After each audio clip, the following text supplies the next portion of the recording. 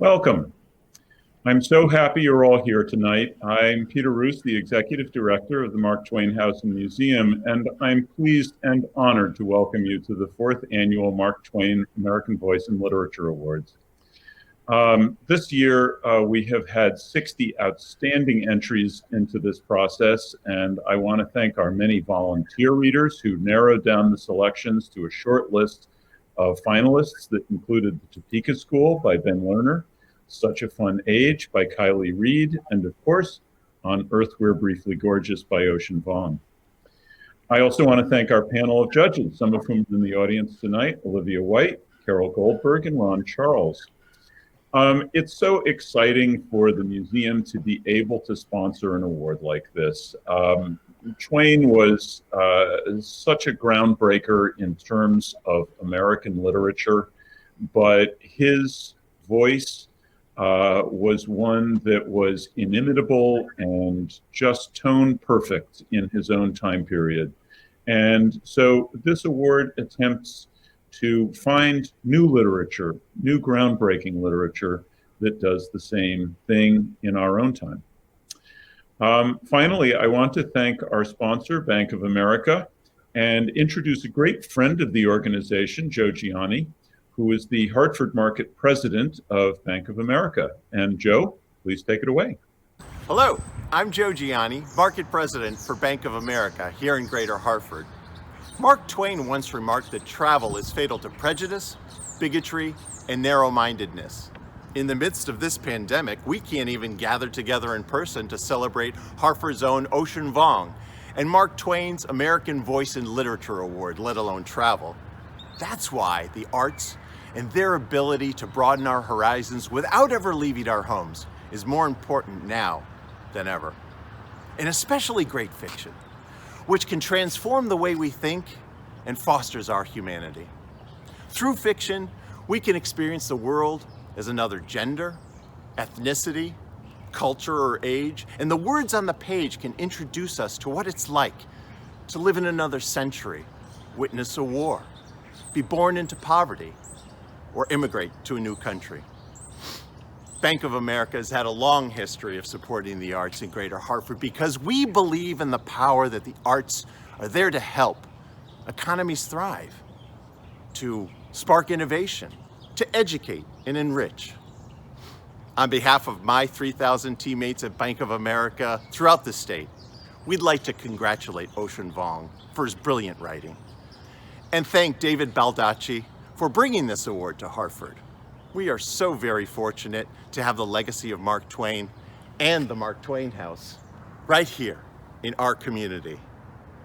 Thanks for your support. Be safe and stay healthy. Thanks, Joe. He's always such a great supporter. In recent years, one of our greatest champions and supporters has been author and museum trustee David Baldacci, who Joe just recently mentioned. Along with his wife, Michelle, David's nonstop belief in us and in our mission has extended in so many directions. And one of those is as a founder and supporter of this award. It's my great pleasure to introduce David. Thank you very much, Peter. It's great to be here, even sort of virtually, but that's just the way the world is in 2020. I'd like to add my thanks to the judges as well for doing such a wonderful job. I know it's a lot of work, but it's very much appreciated, and obviously it's very important to the work of the Mark Twain Award. This is the first time we've done the awards ceremony virtually, and many of you in attendance tonight may never have been to the Mark Twain House Museum. So I'd like to spend a few minutes talking about this place and what it means to me, and also about how the award, the Mark Twain Award, came to be. I've been a board member of the trustees for about 7 or 8 years now. I've been a lifelong Twainiac, which is what we call ourselves, those who are devotees of Mark Twain and love his work. My first visit to the house came in 1995. I just sold my first novel. It hadn't been published yet. And I was nervous and scared and butterflies in the gut. And we came here, and this was long before there was a museum attached to the house. My wife, we had a small child at that time, another one on the way. I remember walking into the home and immediately feeling this connection between me and Mark Twain, Samuel Clemens, because he had once sort of stood in my shoes, a brand new writer with a book coming out and all the nervousness and anticipation that comes with that.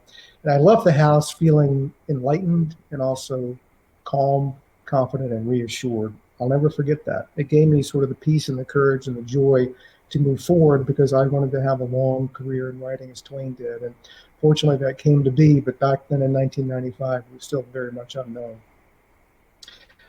Twain was the first true American writer.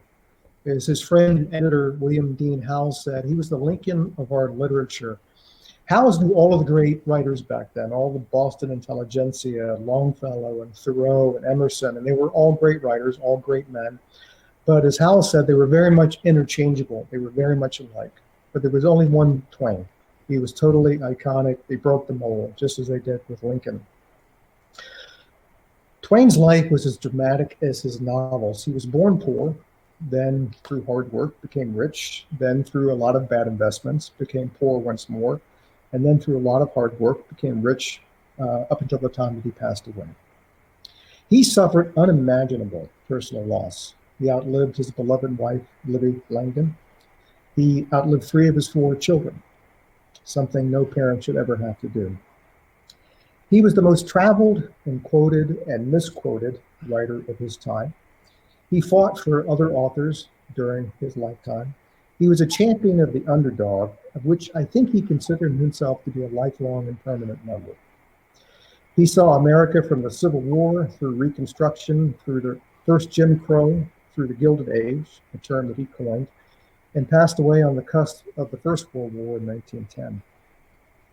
I think to read and understand Twain is to comprehend America with all of its strengths and all of its foibles. He loved writing about American generosity, American independence, and the friendly spirit of America. But he also loved writing about grifters and con men who would gladly and smoothly relieve others of all they had. For Twain, those 2 elements coexisted easily in the broad footprint of the United States. It was a big enough country, he believed, to accommodate sinners and saints in abundance. He really is sort of the founding father of American literature. Those who came before him tended to embody a European sensibility in their works. Twain, instead, he wrote about the America that he knew, the America that he saw emerging, almost like a lion cub taking its first fitful steps before going into this enormous beast that dwarfed all others. He did this by recounting his own experiences and observations traveling this country from one end to the other. Twain understood people, I think, better than almost anyone of his time, from the richest to the poorest, from the holy to the disreputable. And his use of language was totally unique. He grabbed the American vernacular by the throat like no one else ever had, and sort of like no one else ever has since. Now, the Mark Twain House may be the most iconic of all writer holy sites in this country. It certainly is the most unusual. From a distance, it looks like a Mississippi riverboat. Something was no doubt intentional by the former riverboat pilot, Mark Twain. When you come here, you will see a house that is both formal and informal, inviting and daunting, over the top and understated. Beyond that, you will find a fireplace mantle in the library in which rests treasured elements that Twain would use to tell stories to his daughters. A bed that he and his wife occupied that is festooned with cherubic angels for a good night's sleep. A billiard table that served as inspiration for the writer, a telephone that absolutely enraged him, and a burglar alarm that befuddled him. You will feel in this house the embrace of a man at peace with his inner demons, and Mark Twain had many of those. This was the one place that offered him the balance he needed in life to write such works as Tom Sawyer, Huckleberry Finn, and Connecticut Yankee and King Arthur's Court, among many others. Now, the idea for the Mark Twain American Voice in Literature Award came about a few years ago because we felt it was important to honor the first true American writer and ensure that his legacy continued, and also to honor and provide reward to new writers who are making their own indelible mark on the world of literature. The expanse of writers that are looked at for this award is immense. They have to live in this country or even write about America. Instead, what is looked at is the same originality of storytelling that was the hallmark of Mark Twain. the beauty of the prose, the depth of the intelligence of the story being told. Our hope is that this award will help other writers to expand their audiences and encourage a true diversity in the realm of literature. And with that, I would like to introduce this year's award winner, Ocean Vuong, in his winning novel, On Earth We're Briefly Gorgeous. Mr. Vuong is a poet, essayist, and novelist. By the way, he's only 5 years younger than my oldest child, so I feel pretty damn old tonight, to tell you the truth. He's a multiple award winner, including the T.S. Eliot Prize for Poetry, and is the recipient of a MacArthur Award and a Pushcart Prize. He was born in Vietnam on a rice farm and migrated as a child with his family to the U.S. to seek asylum and came to reside in Hartford, Connecticut. He was the first in his family to learn to read at the age of 11. He received his BA from Brooklyn College and his MFA from NYU. His works have been published in the Boston Review, the New Yorker, the New York Times, and many others. He is currently an assistant professor in the MFA for Writers program at the University of Massachusetts at Amherst. On Earth We're Briefly Gorgeous is a novel that's told in epistolary format. The narrator is a young man writing a letter to his mother. The young man is named Little Dog. His mother is named Hong. It closely mirrors Mr. Vuong's life in Vietnam and then his family seeking asylum in this country. Ron Charles of the Washington Post called it permanently stunning. The LA Times deemed it a work of sustained beauty. Kirkus deemed it a raw and incandescently written foray into fiction. The novel was a Washington Post top pick, and it was a finalist for the PEN/Faulkner Award for Fiction in 2020. There are many beautiful parts to this book, many wonderful phrases. Two that stood out for me were, "What is a country but a life sentence?" And you once told me that the human eye is God's loneliest creation. The book is full of things like that. It will live with you a long time after you finish the novel, and sort of brings a bone marrow truth about parts of the world, parts of life, parts of this country, parts of humanity that you may never really have thought about before, but this book will make you think about them a lot. It is a work of timely revelation and brilliance, and created by a writer who has a long and illustrious career ahead. I would like to now award Ocean Vuong with the 2020 Mark Twain American Voice in Literature Award. We can all applaud inside the land. And now Mr. Vuong will provide pre-recorded remarks and give a reading from his work. Mr. Vuong. Hi, I'm Ocean Vuong. Thank you so much for selecting On Earth We're Briefly Gorgeous for this very prestigious award. It's I think it's the biggest gift for a writer coming out of a city to be recognized by their own. I think, it would be foolish for a writer to really dream of a national audience, let alone an international one. And so I think for me, my biggest ambition was to write a book about Hartford that added to the rich history of Hartford, both in the authorships, but also in the stories here, in a way that held up the city in its most complicated and truthful light, without reducing it to one story or another, because no city exists as a single story. And so I hope I did it justice. I think I owe a lot of my imagination and my understanding of America from growing up in Hartford, which is a city that greeted me and my family as refugees from Vietnam. And I think the diversity, the close proximity of Hartford and New England at large, the agricultural roots, the foundation of insurance work, the factory works, the cult factories, and all of the industries that Hartford founded as the foundation of the country, and then continue to be a sort of vein between Boston and New York. I can't imagine a better education about American life, all of its beauty, all of its complexities, than one given to me by Hartford. And I think it's not a coincidence that my predecessors like Mark Twain, Harriet Beecher Stowe, Walt Stevens found Hartford also to be rich soil for their imaginations. And so I'll read a little bit from the book. It's the little portrait of Hartford. These boys are riding along the river, and you'll notice that some of the anecdotes I say about Hartford historically are true, and some of them are made up. And I think, this is sort of my Easter egg for fellow Hartfordians as a way to answer the question whether this book is completely memoir or the work of the imagination. And you'll see that while it feels very real, a lot of the textures that I mention and a lot of the historical moments I mention are actually fabricated. And it's a way to say that, this book is almost a parallel universe. It holds a Hartford in another dimension, one that is tied to this one. But I did not want to sort of represent a city or represent a community on my own. I don't think a writer's job is to speak for anyone else. And so you'll notice that some street names don't exist in the Hartford we know. But the aura, the felt presence of it is hopefully true.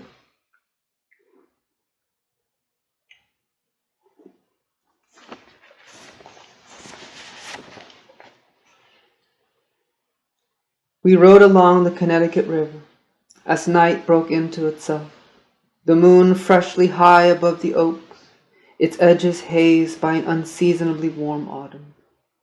The current churned with white froth to our right. Once in a while, after 2 or 3 weeks without rain, a body would float up from its depths, a bleached flash of a shoulder tapping the surface, and the families cooking out along the banks would stop. And a hush would come down along the children, and then someone would shout, "Oh God, oh God," and someone else would call 911. And sometimes it's a false alarm, a refrigerator rusted and lichen-stained to the shade of a brown face. And sometimes it's the fish, gone belly up in the thousands for no reason, the river face iridescent overnight. I saw all the blocks in our city you were too busy at work to know about, Ma. Blocks where things happened, things even Trevor, having lived all his life on this side of the river, the white side, the one I was now riding on, never saw. I saw the lights on Asylum Avenue, where there used to be an asylum that was actually a school for the deaf, that caught fire and killed half a ward back in 18-something, and to this day no one knows what caused it. But I know it as the street where my friend Sid lived with his family after they came over from India in '95. How his mom, a school teacher back in New Delhi, went door to door, hobbling on her bloated diabetic feet, selling hunting knives for Cutco to make $97 a week cash. There were the Canino brothers, whose father was in jail for what seemed like 2 lifetimes for going 70 on a 65 in front of a state trooper in '91. That and the 20 bags of heroin and the Glock under his passenger seat. Still. There was Marin, who took the bus 45 minutes each way to work at the Sears in Farmington, who always had gold around her neck and ears, whose high heels clacked like the slowest, most deliberate applause when she walked to the corner store for cigarettes and hot Cheetos, her Adam's apple jutting out, a middle finger to the men who called her faggot, called her homomaphrodite, who'd say, holding their daughter's or son's hand, "I'm gonna kill you, bitch. I'm gonna cut you. AIDS gonna take you out. Don't sleep tonight. Don't sleep tonight. Don't sleep tonight." We passed a tenement building on New Britain Avenue, where we lived for 3 years, where I rode my pink bike with training wheels up and down the linoleum halls so the kids on the block wouldn't beat me up for loving a pink thing. I must have ridden down those halls 100 times a day, the little bell clinking as I hit the wall at each end. How Mr. Carlton, the man who lived in the last apartment, kept coming out and yelling at me each day, saying, "Who are you? What are you doing here?